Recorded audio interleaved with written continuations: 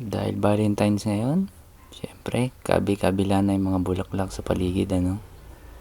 Problema na lang yung pambili. Ngayon, kung wala kang pambili, wala yung problema yan. Ida natin sa drawing, ano. Tapos, isend mo sa minamahal mo. Syempre, practical na ngayon, di ba? Wala naman sa ganda o gaano kamahal yung ibibigay mo. Ang importante, galing sa puso mo, di ba? Ang Valentine's ay hindi lang po para sa mga magjowa, ah.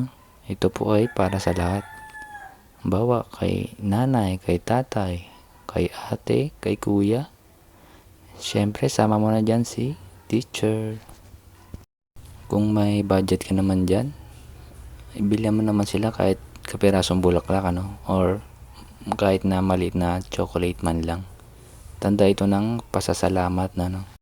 Lagi rin nating tatandaan, may matanggap man tayo o wala sa Valentine's, ang importante, pinapakita nila sa iyo ang kanilang pagmamahal, ano.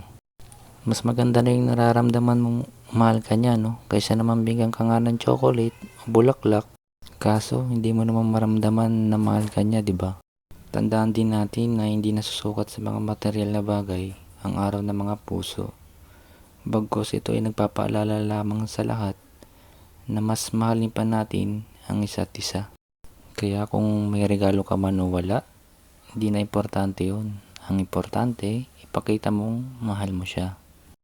O siya, tama na ang drama. Baka umiiyak ka na. Ginawa ko lang naman ito para kayo ay mapasaya. Sa dami ng sinabi ko, malapit na pala matapos ang ating simpleng obra. Sana naman kahit papano ay nagustuhan ninyo.